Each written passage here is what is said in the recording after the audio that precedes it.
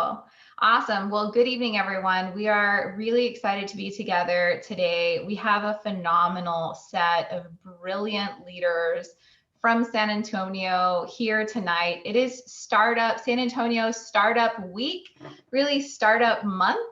And it's a really exciting time in San Antonio where we are elevating startups who are bringing creative, innovative solutions to help solve for different challenges and opportunities in our community.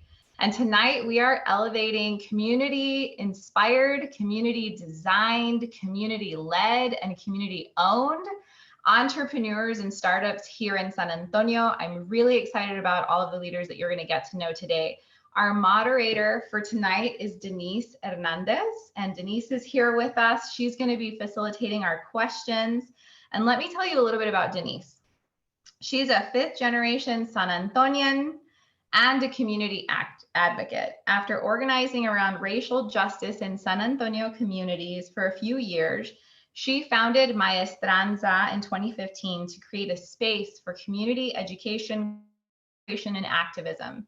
In 2016, she spoke on the TEDx San Antonio stage about implicit biases and how they affect our communities. She has been featured in some of the 20s to watch by My San Antonio and San Antonio activists known by San Antonio Magazine. She's committed to structural systemic change and continues her work on the ground as an aide for Councilman Robert C. Trevino. I'm really excited to have her here today. Thank you so much for being the moderator and all of the phenomenal leaders that you're going to hear about. When we start our first question, it's really going to be about the passion, the why, the drive behind what each of them is focused on. And then through our conversation, we're going to really touch on a lot of the topics that are involved in diversity, equity, and inclusion. And we're excited to have an honest, open, transparent familia conversation tonight about the real opportunities, challenges, and barriers, and elevate some of the things that we all need to be thinking about in our leadership positions. So Denise, without further ado, I'm handing it over to you. Thank you, Dalia, so much. Welcome everybody watching and at home. And I'm so honored to be moderating this panel with some familiar faces I see on here. I know they're all doing incredible work in our San Antonio communities, and they're what makes San Antonio so special and so impactful. So I just want to get started since we're already going on the clock. We're going to go for anyone who wants to start first. And as we said, just go ahead and join in when you'd like. So our first question is, tell us the story behind your startup. What did you see a need in your community? Why did you design your business or your organization this way? And what impact is your startup currently having in the community? So if anyone would like to start, and then we can popcorn or go around.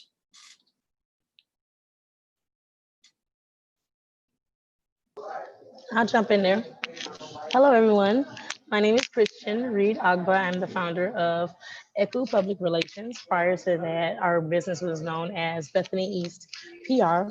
We are San Antonio's only Black-owned full-service public relations firm. We have a very good time in the city. We've been able to create a lot of different communities or places where communities can come together. And so our entity was, as a startup, was this homespun economic development focused public relations business boutique PR firm, if you want to say that. And we began to recognize early on that in terms of the kind of projects that we wanted to gather, we had to not necessarily assimilate, but definitely find refuge in San Antonio's nooks and crannies and like the little hidden communities and the east sides and the west sides and the south towns, which is where Zarzamora meets Ceballos. And so we really generated some really fun communities and networked within those areas until the moment where we decided that we can step into our boutique firm, which was when we decided to go off the grid of being named this almost whitewashed name in an effort to be better accepted in the ecosystem, the budding small business ecosystem of San Antonio. We have two Black people, my husband and I, running a PR firm basically named after a white woman. Bethany East just sound like a cool girl that went to Trinity, when in fact it's like my middle name. that I'm from the east side of Detroit. But we kept that, and we kind of decided amongst ourselves that it would be part of our protest and the protest of our establishment to full face create an ethnic appearance within the ecosystem, and we rebranded ourselves to Eku Public Relations. And we actually saw a very large interest in that and the reason why we did it. And then of course the story behind us, behind doing the story, basically here, it's on this front page here, Bethany East PR. And then we're always looking at it like that doesn't even sound like two Black people, one from Africa and one from Detroit. It sounded like, we worked for some random woman that was in Stone Oak and we were just downtowners, So we really created an opportunity for us to jump outside of that whitewashing to be more outspokenly Black and to be able to be those Black people that don't mind connecting brown, white, Indian spaces and really go into this more global atmosphere of inclusion by one, including ourselves. So that's that. I love it. Thank you, Christian. Would anyone like to go next? Thank you, Christian. It's so awesome to know your story, and I can totally, kind of laugh at it now, but I can imagine that, in the moment, it was really a struggle to embody that name. So my name is Laura Rios-Ramirez. I've been a part of the community here in Yanaguana on a Somisek territory as a visitor, as an indigenous person of indigenous and settler descent. And everything that I've done in my life has always been organic and part of being responsive and responsible to the community that I belong to. And with that, I'm now venturing in this consulting firm with a longtime homegirl, just super tight friend, part of my ceremony círculo as a co-CEO and co-founder of De Corazon Consultants. So De Corazon has really been, and like everything in the journey that I share with my sister Madeleine Santibáñez has always been organic. We met each other when we first started walking on the Red Road as, folks reclaiming our indigenous heritage and identity in Aztec dance, right? And through that, we were just propelled into, we were coming from an activist background for working for immigration rights, being survivors of the prison industrial complex, being, survivors of violence, and violence towards women and gender nonconforming folks. So, that bond to heal together has always been what has been the glue to the community that we've been able to foster around us, and the way that we ripple out into the community in every role that we play, whether it's, as a guest speaker, as someone that facilitates a workshop or a training, as part of our participation with boards and employment at various nonprofits across the city.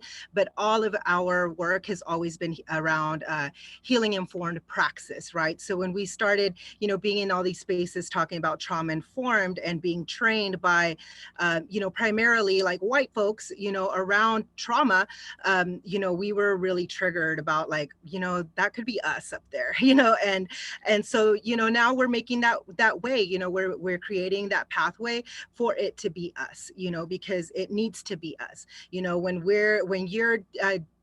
you're training educators, when you're training, social workers, people that are doing frontline work, that are part of what is dismantling these systems of oppression, and it's being led by white people who's, no offense to their struggle or anything like that, but when you're talking about, this, poverty porn, right? Like, struggle porn, right? And just really romanticizing what the struggle is and really have no foot in it. It's harmful, it's harmful to our communities, and it erases the fact that there are leaders in our communities that are capable of holding those spaces. So, so grounded in ceremony, grounded in culturally informed praxis, we're, coming into the community and, we're going to be launching our firm officially in 2021, but we're already doing work, with the education system here, training in the restorative justice, transformative justice realms, building coalitions with folks to build from the ground up the systems that we want to replace the systems that we're trying to dismantle. Laura, you always, always, always take my breath away. Every time you speak, thank you. Thank you for your valuable work. I was just shouting in my head while you were speaking. As it pertains to whiteness, white privilege, and patriarchal standards, I guess it's a good time to introduce the Black Freedom Factory. The Black Freedom Factory, I am the co-founder / president of the Black Freedom Factory. The Black Freedom Factory is essentially data-driven activism. So it's an honest conversation about diversity and equity as it pertains to race relations. I know San Antonio is historically socioeconomically segregated. And so we want to bring concepts of redefining professionalism, moving away from stereotypical standards that really suppress people of color and Black folk in the workplace. So Black Freedom Factory wants to have accountability conversations with corporate sectors and really bridge that gap between grassroots organizations and corporate, so there can be a better understanding of that actual 9 to 5, what that looks like, the microaggressions, the interactions that Black folk and POC have in the daily workplace. So that's one thing the Black Freedom Factory will offer. We also want to remain strong community connections with folks like Laura, because it's very important that grassroots principles,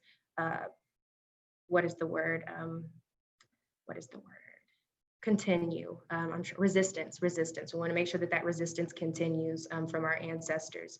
So I'm very, very proud to have, launched the Black Freedom Factory, still in the process. So many big moves to come. We will have programs, initiatives, but more importantly, we want to see more from the city. That means city council. That means the people who represent us. We want diversity and equity and honest conversation about that. So.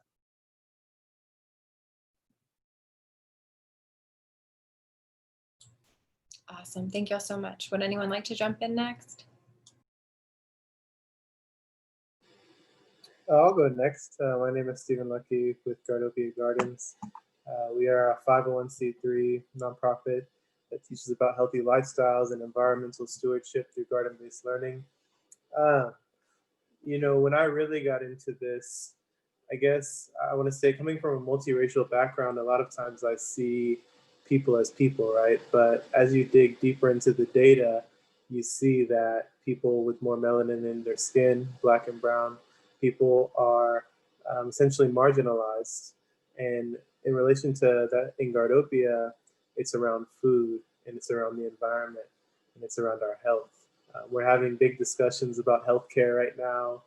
We're having every day on the news cycle, aside from the elections, we're hearing about the environment and hurricanes that are hitting the Gulf Coast, right? And so these are issues that are systemic, and we think about land. I have a little quote from here. I was listening to NPR. It says, from 1910 to 1997, approximately 90% of African-American owned farmland was lost due to legal loopholes. That's crazy, right? That's just land.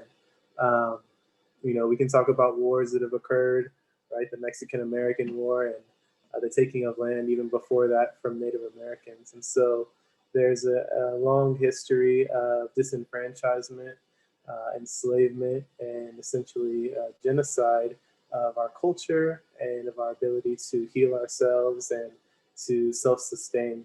And so Gardopia is really trying to address that. Again, I came at this from a scope of health and being able to determine what I ate and how I consumed it and where it came from, and going into that wormhole. Since that point in time, we've really taken on the environmental justice point as well. Just having access to land is really critical. We were blessed to partner with some of the city organizations like SAHA to really turn 2 vacant lots that weren't being used into a prototype of what can happen across the rest of the city. And so that's sort of our why. Currently, what we're doing is we're trying to address COVID-19, but also stay true to our mission. And that's essentially providing nutrient-dense, low-cost food to our neighbors and to our community. So we're working on an indoor growing area where we can grow microgreens, we can grow herbs hydroponically, aquaponics, we can grow mushrooms in 3-week cycles, and we also expanded our chicken coop. So you're getting an egg a day per chicken. So we're trying to provide protein, carbohydrates, fats, and decrease our reliance on the San Antonio Food Bank. It does such a great job. But again, we need to create that sufficiency, that resiliency, that sustainability, and we can't wait for anybody else to bring it to us. We have to do it ourselves, I truly believe. But the city has been a great partner, and other organizations, so I'm happy to be here. And thank you for allowing us to talk about our mission. I'm happy to jump in next. Thank you. I'm Viri Carrizales. Feel very honored to share this virtual space with all of you. I'm learning so much and want to learn a lot this evening with all of you. So I'm the co-founder and CEO of mmSchools. We're an immigrant-led nonprofit organization that focuses on really transforming the educational journey of undocumented students and their families in this country. We are in San Antonio, in Dallas, New York City, and just recently opened in Camden, New Jersey. But we're headquartered here in San Antonio. And we're pretty young, we're 2 years old, but we're just making it happen out here. I grew up undocumented in this country, and that really is what centers me. My own lived experience, the injustices, the lack of support, the lack of opportunities that I didn't have because of my undocumented status. It's something that I have in my mind daily, and an experience that I want to change for students. I want to create the type of schools that I wish I had access growing up in this country. And my parents, I came to the US really walking through the Arizona desert when I was 11 years old with my mom. And I think now I became a mom 18 months ago, and I think of the type of love that you must have for your kids where you want to wish them the whole world, and you will do anything, climb mountains, walk deserts, go across seas to make that happen. So I'm living my mom's dream that gave her strength when she walked through the Arizona desert. Like, that's me every day. And that's how there's no's for me. I have to take every opportunity and feel very honored. I co-founded this organization with 2 other formerly undocumented women who alongside me were just, creating. We all grew up as part of families who came to this country with so many hopes and so many dreams, with very little financial resources, but with so much love in their hearts. And they're all entrepreneurs. Like, my mom is a seamstress. I'm actually in her little shop here in Dallas. My dad is a mechanic and a welder. So I just had to look within myself, because I know when it comes to us being entrepreneurs, like, you're an immigrant, you have it within yourself. So yeah, I'm just happy to be living this dream that my parents imagined and created for me. So very honored to be alongside with all of you here today.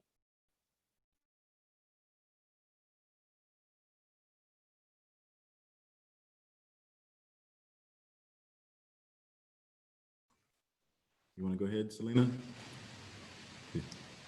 Okay, I'll go ahead. My name is Anthony Johnson. Good afternoon, everybody. It's a pleasure to be here. I was excited when Dalia gave me the call and invited me to come and just be a part of an awesome group of individuals that are doing great things here in San Antonio. I am the founder, CEO, executive director. I wear many hats at this point of Dream Leadership Academy. We are a 501c3 nonprofit social enterprise based here in San Antonio over by the AT&T Center. We're located at 3363 East Commerce Street if anybody wants to stop by and check us out. What we do is we focus on giving back in our communities, but more importantly, doing so through service-based scholarship opportunities and mentorship programs. We kind of create the curriculum and the infrastructure for our kids, and we give our willing mentors an opportunity to work with our kids in small group format, and in order to teach them a variety of different lessons, whether it's in financial literacy, life skills, discipline. I mean, you name it, we plan on building it out. One thing that we're definitely looking for right now, the irony is a garden partner or an organization that has a right, exactly, right? So I was pretty excited that you're going to be on the call, brother Lucke.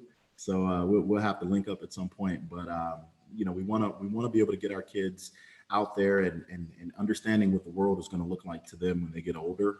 I think we sugarcoat, you know, the world is fluffy and full of roses and rainbows, and then they turn 18 and we put them out there and they learn the hard way. And so what we want to be able to do as an organization is to not so much as to look into, you know, things are going to be tough for you because of your skin color, but more so, you know, life is hard. And if you don't have a good support group or a good group of individuals that care about your success or want to mentor you up or bring you along, you know, it may get even harder. So what we focus on is being able to create that bridge between those that want to give back and those that need the support. And so even from top down, from myself through our directors, through our staff members or our volunteers, we speak more about the haves and have-nots. You know, we let them know that, hey, look, you may see all types of families come through and be able to pick up, you know, the valuable services that we offer. You know, it's not about black or white or, you know, green or yellow for us. It's more about, you know, just having that group of people that care about your success, you know, and if America is as great as they say it is, then we're going to help them. We're going to help them be even greater. So that's our focus. Just a little bit about, you know, where things kind of started from for us. Back in 2012, I had an opportunity to work with a gentleman that had just gotten out of jail. And one thing that he shared with me was that it was hard out here for a brother. And, you know, being an African-American male myself, I could relate to that. And, you know, a lot of his appearance probably didn't help. You know, half of his hair was braided and the other half was in a fro. And, you know, he was wearing flip-flops and socks. And, you know, we had a tough conversation about, you know, appearance and, you know, initial impressions. And from then, I think he was real receptive to the feedback that we were given. Now, fast forward several years to 2019, I didn't know what God had placed in front of us back then, but I absolutely do now. And I think it's our responsibility as adults, caring adults, key word there, caring adults, for us to then turn back to our younger generation and don't just leave them behind. And so, you know, if everybody else wants to leave them behind, that's on them. But here with our organization, it's just not going to happen. So we look to expand our mission and our vision, not only throughout San Antonio, but throughout the United States, and kind of adopt a similar business model to like the YMCA. So you have multiple YMCAs throughout a city. You have multiple Dream Leadership Academies throughout the city, providing, you know, in the areas of lower income or the underserved communities. So I'm excited to be here. I'm ready to share and learn as much as I can. So I'll stop rambling. So, you know, we save the best for last. Thank you, Anthony. That was very kind of you. I'm really honored to share this virtual space with so many amazing leaders of our city, to really understand what we've all been through, and where we are today is quite a journey, and a beautiful one at that, from our struggles to everything else to our accomplishments. I have been a part and seen every single one of y'all grow in your projects and your works and your engagement with the city. So it is just a beautiful honor to be here. My name is Salena Guipzot. I am the founder and chair of the Boardroom Project. We work with young girls of women and of color in our city to really develop future board leaders, one girl, woman at a time. This project really came from my personal and professional experience and the extremes of it, meaning that I grew up in the East Side parents. My father grew up in the Casiano homes. My mom's from Kenwood. But ultimately, I still live in the East Side on Houston Street. I can open up the door and hear the concerts and the Spurs games. Really neighbors to Anthony, right? Like not even just to throw a stone away. So, you know, with all of that work, I then moved away to one of the whitest cities in the country, which is Portland, Oregon. I ended up working in Lake Oswego, which is one of the wealthiest counties in the country. So when you go from the projects, the hood, the barrio, all the way to that level of resources, access, privilege, money, support, and then after working and buying and selling financial firms across this country, right? Once again, no one ever knew that I was from the East Side once I picked up that phone. And I really give credit to Frost Bank in my early telephone customer service days, where I can speak and have a conversation with anyone across the country. But when I came back home to San Antonio, it was so hard for me to find a job.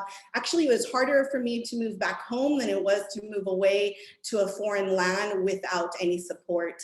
But in moving back, I, like many people here of faith, realized that the Lord brought me back for a reason. And man, was I kicking and screaming all the way until that recent day, right? That I just finally accepted it for the beauty and the opportunity of growth to really change that needle for our city.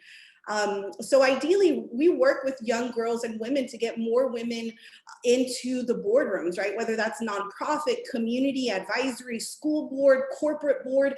I am the only woman of color that serves on the Women on Boards 2020 out of Austin. I'm actually bringing in San Antonio to that area because, as many people know, San Antonio's 15 years behind in the tech industry. You only have to see and look at geekdom, right? I worked on RB8 for Frost Bank many years ago, or quite some time now. So what I'm trying to say is that unless we actually expose and prepare and develop our young women to not only take that seat, but to own it and to claim it, we're going to continue to be on the menu. So if you're not at the table, you're on the menu. And every decision, whether it's corporate, nonprofit, impacts our city, all of the industrial complexes that come with the nonprofit and corporate and all of the back dealings. This was really me creating a system outside of all of the existing systems that failed me. I grew up homeless. I raised myself since I was 14, you know, anywhere from Miami, Florida, all the way up to Washington, Seattle, and everything in between. My husband and I own a small construction company. Boardroom project has really taken my days and my times. Because of the growth and the importance, nobody wants to share this information with people of color, because ultimately this is sharing power. And if there's anything people don't like to do, is share power.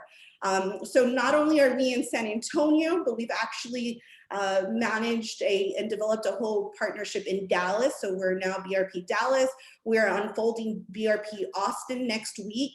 And we are actually global with a footprint in Kakamega, Kenya, which we hope to travel to next year for a 3-day conference to teach young girls and women in their village all of our entrepreneurial background. So, you know, I just highly encourage you to follow us, see the work that we're doing. Ultimately, we need to share this access and exposure to the next generation.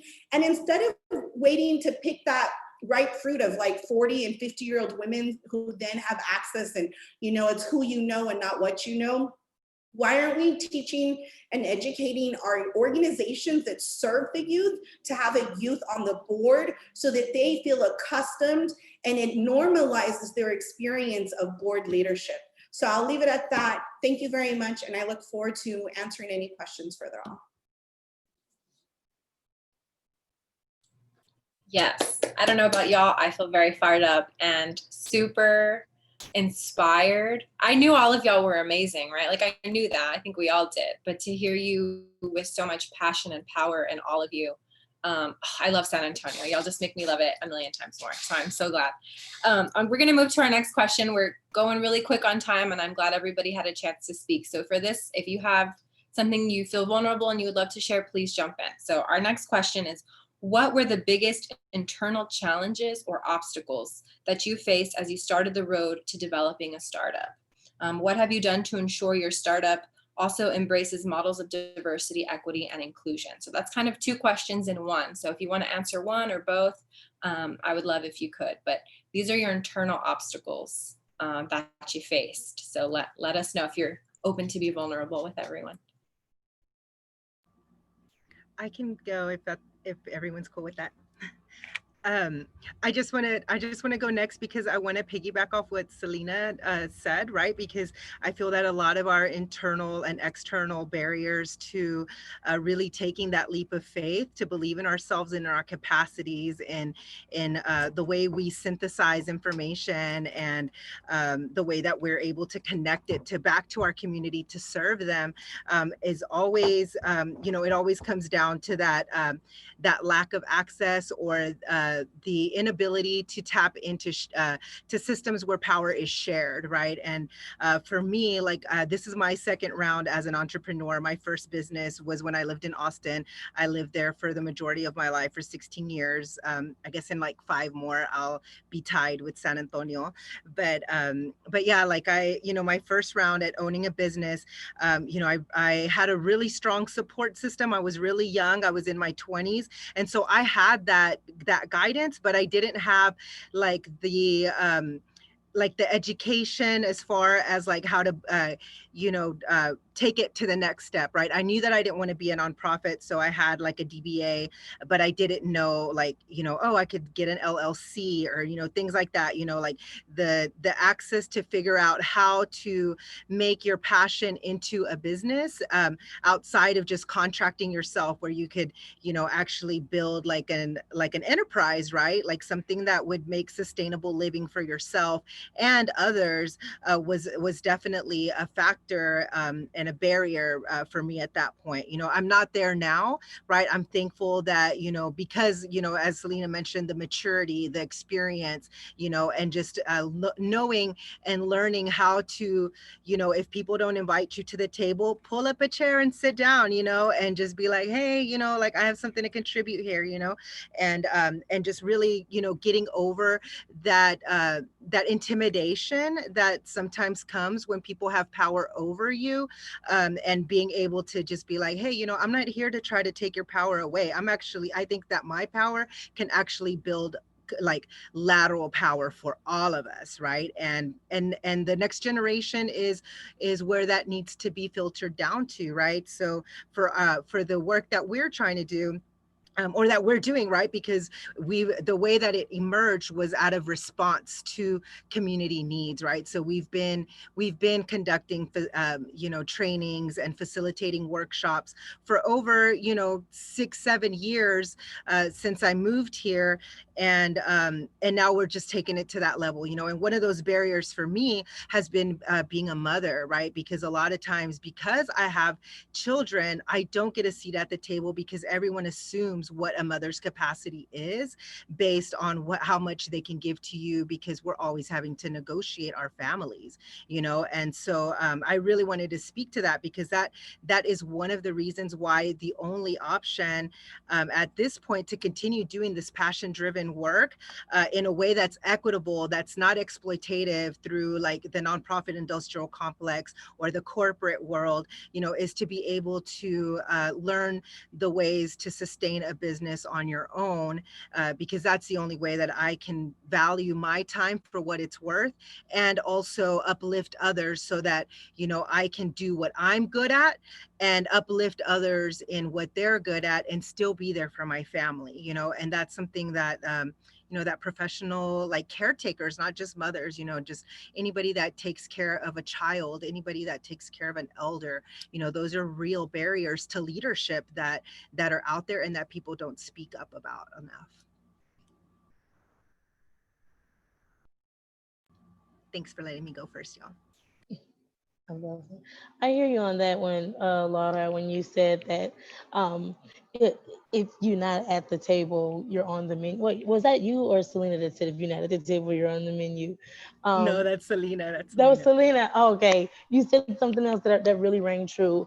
And I took it very personal when I started my business. I had to go through a lot of rejection in terms of the start of the business was actually a whole bunch of job interviews that in turn turned around into, I'm going to give a contract to these people and see if they sign it. But at the same time, I had this space where I wanted to gain all of this market share, and no one was familiar with working with people like me in my capacity, meaning no one was very, very familiar with working with Black entrepreneurs. So I began to self-brand my own events, and the goal was to get larger events in terms of clients that wanted me to host large events. So in turn, I had to turn around and build my own large-scale event, fund it, and then push it out and get people to come and show up. Now, this happened all within a span of me getting rejected by almost 200 job interviews to, okay, now I'm gonna start a business and potentially get rejected here. But the control and the power that I decided to put into myself wasn't even the biggest obstacle. The biggest obstacle was that in that moment of having to rise to the occasion of fending for myself and my business, I also alienated my own community just a little bit. And that was my biggest obstacle. So 8 years in, after I've proven myself to VIA, to Bayer County, to City of San Antonio, almost 20 offices in the City of San Antonio, to Brook City base, 7 years after doing all of that proving and all of those hard work and getting and managing and optimizing those contracts to get to my next contract, I realized I hadn't had not one Black client. So here I am owning a Black PR firm and never working for a Black owned entity ever. I mean, I've worked for Black executives at City of San Antonio and at Frost Bank, but I've never had a solely 100% Black owned client. And it created my most recent obstacle was, how do I better introduce myself as myself? Whereas I had whitewashed my name a little bit, but I still kind of kept a little individuality. My husband and I, it was very lonely for us for a while. We were oftentimes the only Black couple at a gala, or the only Black people at a luncheon or at a board meeting. I would go and sit into so many board meetings, and we were the only Black people. So it became a very lonely experience, even though everyone knew who we were. Still, we had a whole community that couldn't recognize us for anything because we hadn't done anything for that community, even though we've had all these community widespread events. So our obstacle began to entitle us to using our network and our platform to welcome more people like us into where we had already been accepted. So most recently, we were able to host Pechakucha, which is a big giant event on any day. It's huge and everyone goes. And so me being the first Black female host, I was able to welcome 7 other Black women to join us, or 6 Black women and one of my sister here, who is a Jewish ally. So we were able to welcome these women into this space now and introduce more, living color to this audience, and kind of help me to relinquish some of that, I don't want to say trauma of not being directly aligned with my community, but the trauma of being lonely within these very public spaces. If you think about it, a gala can have 1,500 people. To be one of the 7 Black people there is kind of sad. So introducing this pipeline of living color into these spaces has really helped us in terms of identifying that obstacle and hopefully introducing different solutions so that other people in our future or in our network don't really have to see it as an obstacle, but more of a milestone or more of a method to entry in terms of success building, network building, whatever it is. Not necessarily a how can we infiltrate, but that's where I want to get, because that representation does matter. And I think that obstacle for us, the obstacle for us was that we did not necessarily have a lot of representation that we can use to say, hey, we matter. We kind of had to prove ourselves at every level by ourselves, and then subsequently create the resources that our community will need in the future, or optimize a conversation that our people will be able to see themselves having. And it's been a very interesting learning process. I think that I'm grateful to have it, and I'm grateful to be able to share it with people like you all. But I am excited that hopefully the next generation don't feel this way. I Christian, you support support, because the biggest thing about being a Black person in a boardroom setting or in a meeting or in corporate or as an entrepreneur is the surveillance that we do to ourselves. So like that's part of the redefining professionalism. When we speak about people's hairstyles or the access to resources that they might have as it pertains to their clothes, we take away from what ultimately resides within. And I'm so grateful to ECU and to Doable, because they are both businesses that saw something in me, despite my, journey of trying to work out of the surveillance of being a Black woman and or surveilling myself as a Black woman as it pertains to, the colonial society that put these ideas in my head. I'm grateful to see Christian trailblaze and really challenge the city as it pertains to marketing and PR and how the media addresses people of color and Black folk. Doable. They have just been amazing mentors to me, and I couldn't have even begun to think about the lessons that I have learned in the time that I have at my age, and I'm grateful. So I'm really grateful for Christian. I'm grateful for Brielle, Muhammad, Uche. They're doing great work in the Black. The businesses or the things that they have within their businesses, they're empowering. They're really creating a platform for the future. And I think that's something we really get wrapped up in is the now, and the future is really important. The future of San Antonio literally lies within the work that we do and we put into the people who are younger than us. So that's something that I really think about is overanalyzing myself, my ideas, really getting into this, professionalism thing. In undergrad, they really groom you for professionalism.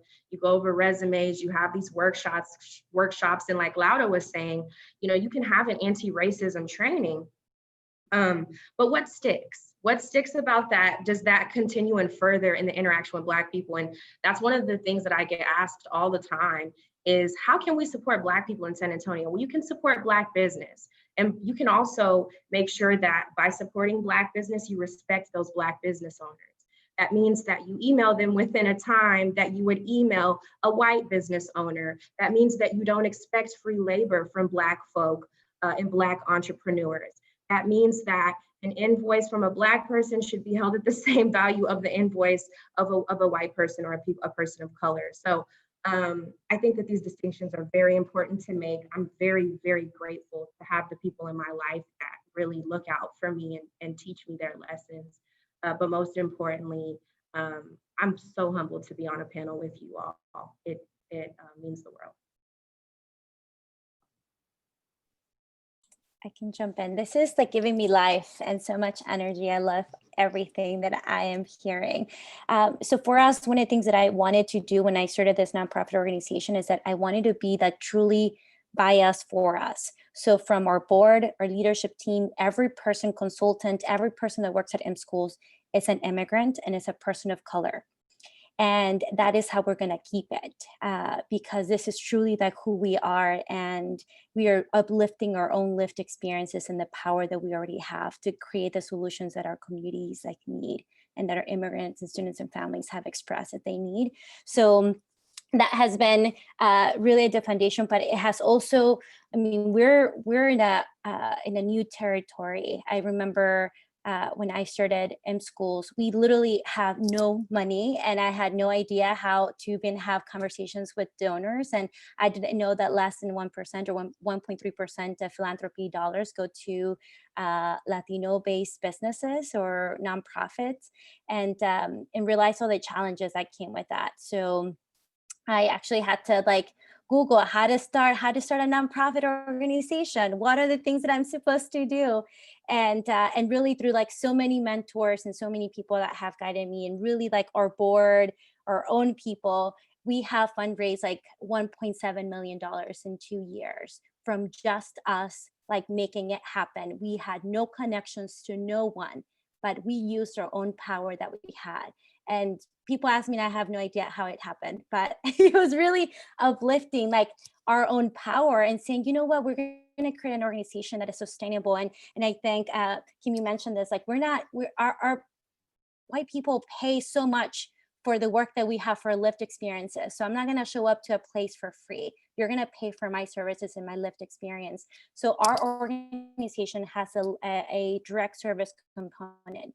We actually partner with districts, and district pay for our services. And my goal is to increase that so that we can depend less and less on philanthropy, and we can create a sustainable organization where we actually don't need all of this external money for us to make it happen and for us to have the impact that we need to have. So I share that because I feel very proud of the work that like we have created with our people, with the limited resources that we have, but realize that we have much more than just like the, network and access and resources. So yeah, so hopefully that's, I'm still trying to push, I think right now in conversations with donors in the philanthropy sector, because in fact, 90% of the money that we received is not here in San Antonio, it's from national funders. It's been very hard to get the philanthropy in San Antonio to actually support our own organizations that are here. So we have a long way to educate the philanthropy sector here in San Antonio, really everywhere, but especially here in the city. So I'm not sure what we all have to do to make sure that they're thinking about us and they're investing in us, who truly like changing how the city is led. All of that, Viri, and I know Christian, hold on, because I just want to get at that real quick. You're so right. First of all, what we can do is actually, and this is for all those that are watching and listening, what we can do is pressure those organizations that fund to fund organizations led by people of color, FYI. Okay, that can be something we all do collectively to come together to make sure that that happens. Second of all, like Viri in her program, we don't just talk the talk, we walk the walk. My organization is a full board of women of color, and the white woman that is on the board speaks Spanish, and she can go into the hood and the barrio just like anybody else. I made sure of it. Second of all, I have a youth at the table. Tania Gibson, she's in 11th grade at Judson. As a young Black woman, she knows and will know what a boardroom feels like and not be intimidated by any means. And so I just want to kind of just say all of that for those that are out there that are wanting to start up, follow your passion. It is it can be intimidating, it can be isolating, even ostracizing, right, by those that want to just hold those powers, but really galvanize all that we have here as this panel to really reach out to any single one of us. I know personally every single one of us will help you in some shape or manner to get you going, because we could not have enough, right? I am of this state of mind, the more organizations that serve one boy of color is the more likely that boy or girl will succeed in life. And we truly need more collaboration in this city. It does not happen enough. Within our own sides of towns, and the segregation shows that even in the nonprofit sector to the corporate sector. But I just want to share with all of y'all, do what you do best. Our city needs you.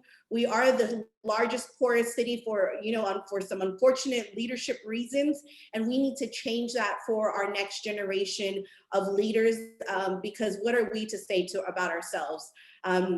So I just want to leave it with that. But do not feel intimidated. Pursue your passion, because somebody else needs to hear your story as well. Thank you. I love that. Thank you so much, Salena. Okay, y'all, we're coming up on 5 minutes. I don't believe we had any in the Q&A. So my last question for all of you, if we can just do one quick, Salena kind of closed it out perfectly. one quick sentence that you would leave for people who maybe come from your background or look like you or have a similar experience and are saying, hey, I have an idea, I want this in my community and I can do it, but I don't know where to start. Or maybe, you know, they're facing the same barriers or internal challenges. So just one really quick closing sentence, what would you say? And we can start with Stephen. All right, awesome. You know, I think coming from a background where you maybe don't have connections, right? Your parents weren't involved in associations or Rotary clubs, and you didn't have land that was given to you. You know, how can you infiltrate, you know, these systems that are in place, but also stay true to yourself, right? And not, I think Christian, you know, mentioned it, not necessarily pander to the crowd that has the funding, but making sure that you're inclusive as you progress your mission. And so I would say, you know, working hand in hand with the community, because, you know, these leaders, these funders, the people in the community who maybe have resources, that's really who they want to serve, right? But how do they serve them in a culturally appropriate way? And, you know, I think just never give up. If there's a will, there's a way. And put that energy out into the universe and talk about your idea. If you don't talk about your idea, then it's just gonna stay in your head. So talk about your idea, manifest it, put it out there into the universe, and the right people will come at the right time, but there's no shortcuts. You know, you're gonna spend, this is San Antonio Startup Week, you know, you're gonna be starting up for a year, a couple of years, you know, we're all, you know, I heard 3, 4, 5 years in the game. If you want your organization to be here for the next century, then you have to have that mindset from the beginning. Awesome. Anthony, would you like to go next? Yeah, I guess to answer your question, what advice would I give or have I given? You know, the crazy part is since we've opened our doors to the general public, I get a lot of requests from people that look like me that want to do something similar. You know, this is great. How can I start my own? What do you recommend? Who should I talk to? And I try to answer as many questions as I can, to be honest with you. You know, that's the fundamental pillar of who we are as an organization, is right, that giving back. But more specific advice, I tell them, find like-minded organizations and individuals that they don't necessarily have to agree with every facet of life that you do. They don't even have to necessarily look like you, but the people that they want to help and the people that they want to serve, if those people are the same, then go ahead and network with them. Find out what they know, share what you know, and identify a common ground where they can get what they need and you can get what you want, and you can make forward progress. I think Stephen, I think he hit the nail on the head when he said, you know, to find people that, gosh, I forget how he said it, but to find those that want to get things done in the city, ultimately, you know, and working with your city leadership in order to be able to do that. That's important. You know, I've been out to many different events this year. This year's been one of my most trying years ever. I don't know about everybody else, but 2020 was one I'll never forget. But with that said, whenever I meet anybody that says, wow, you know, you started your own nonprofit, you know, they kind of look at me confused. And I don't know if you get that same thing as well, you know, being a brother, but it's right. It's tough out there, you know, but, you know, I want to go back just briefly, just to answer one quick question. You know, one of those internal challenges that it was very, very difficult for us was to separate ourselves from, you know, this is only a Black thing or thing for men or young boys only. It's for anybody who really needs it. And I think we've gotten a lot further, a lot faster, had we not, you know, kind of separated ourselves and said, hey, this is just for little Black boys only. But to be able to say, hey, we want to help everybody. We want to be able to work with everybody. You know, we keep our mind open. That's very important to us. So I try to share that as many people as possible, you know, so that way they can at least take away that, you know, they don't have to tune off certain folks just based on the color of their skin or the background, be more open to that. And I think if we're all a little bit more open, we can get a lot accomplished. Awesome. Thank you. Do any of our beautiful ladies want to close with one last thing to share? 6 o'clock, but we always want to hear what y'all have to say. So, Christian. One thing to say, I want to tell everyone to do not be afraid of a proposal, an unsolicited proposal. Get yourself some good NDA language and send that unsolicited proposal. You have an idea, like Steven said, talk about your idea. The last thing you want to do is keep it all in. Then how are you going to get more room to make more ideas? So let it go and let it out and let it flow and let it grow. I think that San Antonio is ripe with opportunity and everything, all of the resources available, while they sometimes might not cross some of the borders and boundaries and silos that our city has. They are definitely effective once you get into the rhythm of things. Definitely, I really trust what Anthony says in terms of getting in, and if you have a complementary audience with another organization, work with them, work around them, work for them, work by them, but don't work against them. Make sure that you create opportunity wherever you go, and that can mean by just filling a space to be a great volunteer, a great listening ear, or an accidental mentor, which is something that is as valuable as being a purposeful and intentional mentor. So show your effort through your action, and success is right around the corner. Yes. Is it okay if I add something real quick? A term that I recently stumbled upon is vulnerable communities. I like that term a lot, and I think that's why we have to be honest about data, where it comes from and who it really serves, because at the end of the day, we cannot allow POC and Black folk to just be another number, to be another statistic. Our lived experiences are valid and important, whether you're from the South Side and you're teaching girls up north, how to have that mentality, or you're just owning your truth. So please know that, and I'm nowhere near done. I'm nowhere near learned. I have a lifetime to go, so much to learn. Awesome. Thank you so much, y'all. All right, it's 6:03. I want to thank all of you for being your most amazing, incredible selves. Again, you make me love San Antonio a million times more than I thought I already did, which, I didn't know that was possible. Thank you for all of your work, your passion, your sacrifice, your heart, your blood, your sweat, your tears, the long hours. I heard it in all of you, and we are seeing it in San Antonio. San Antonio is great because of people like y'all. So thank you so much. Thank you for inviting me to be the moderator, and Dalia will go ahead and close us out. I have no words to add to the brilliance that has already been brought into this room. Thank you all for sharing of your love and your kindness and yourself tonight with the San Antonio community. Giving you a virtual hug. We can give a virtual thank you. Have a wonderful evening, everybody, and go out and for us, by us. Be what Viri said, be the answers are within yourself to what our community needs. We have it. Have a great night, everybody.